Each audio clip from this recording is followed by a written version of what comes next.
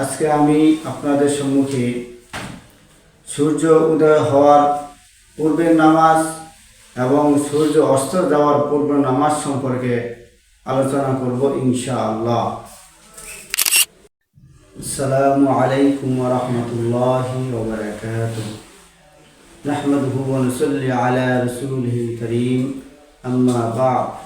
আউযু বিল্লাহি মিনাশ শাইতানির রাজীম। বিসমিল্লাহির রাহমানির রহিম। أقيموا الصلاة وآتوا الزكاة واركعوا مع الراكعين. وقال النبي صلى الله عليه وسلم مفتاح الجنة الصلاة، أو كما قال عليه الصلاة والسلام।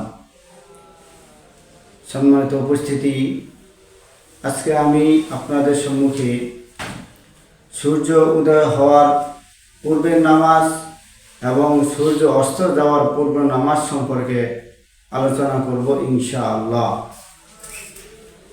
হাদিসের মধ্যে আছে আন উমারাতা ইবনে রুবাইয়াত সাকাফি আন আবিহি قال سمعت رسول الله صلى الله عليه وسلم يقول لا يلج النار من صلى قبل طلوع الشمس وقبل غروبها।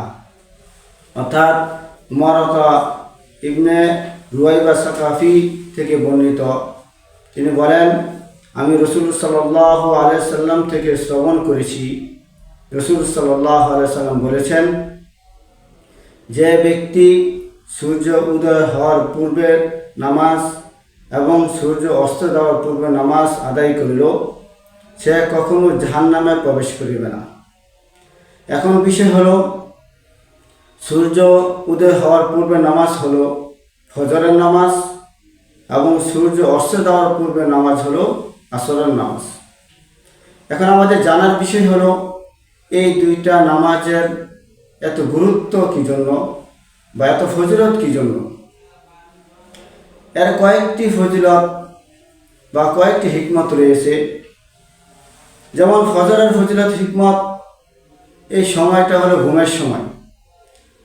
অধিকাংশ মানুষ এই সময়ে ঘুমের মধ্যে থাকে এবং এই সময়টা হলো শয়তানের উৎপাত বেড়ে যায় এবং এই সময়টা হলো অধিকাংশ বিবাহিতরা অপবিত্র থাকে এবং ফজরের সময় নামাজ আদায়ের আগ্রহ কম থাকে।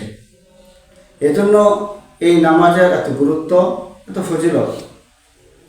তারপর হলো আসরের নামাজের হিকমত কি, আসরের নামাজের ফজিলত কি। আসরের নামাজের ফজিলত হিকমত হলো, এই সময়টা হলো খেলার সময়।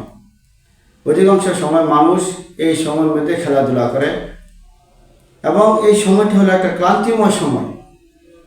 মানুষ সারাদিন কাজ করে, কাজ করার পরে এই সময়ে তার শরীর দুর্বল হয়ে যায়, ক্লান্ত হয়ে যায় এবং এটা হলো কর্মব্যস্ততার সময়।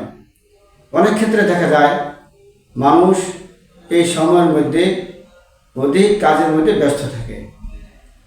এজন্য এই আসরের নামাজের গুরুত্বটা দেওয়া হয়েছে। সম্মানিত উপস্থিতি, তাহলে আমরা বুঝতে পারলাম যে রাসূল সাল্লাল্লাহু আলাইহি সাল্লামের হাদিসের ভাষ্য অনুযায়ী যদি কোনো ব্যক্তি ফজরের নামাজ এবং আসরের নামাজ আদায় করে, তাহলে ওই ব্যক্তি জাহান্নামে প্রবেশ করবে না। এটা তার শুধু এটাই নয়, এটা তার উদ্দেশ্য শুধু এটাই নয় যে অন্য নামাজের ফজিলত নাই, বরং সকল নামাজেরই ফজিলত আছে। শুধু এই দুইটা নামাজের ফজিলত এখানে আলাদাভাবে বলা হয়েছে গুরুত্বের জন্য। আল্লাহ তাআলা আমাদেরকে সকল ওয়াক্তে নামাজই আদায় করার মতো তৌফিক দান করুন। ওয়া আখিরু দাওয়ানা আলহামদুলিল্লাহি রাব্বিল আলামিন।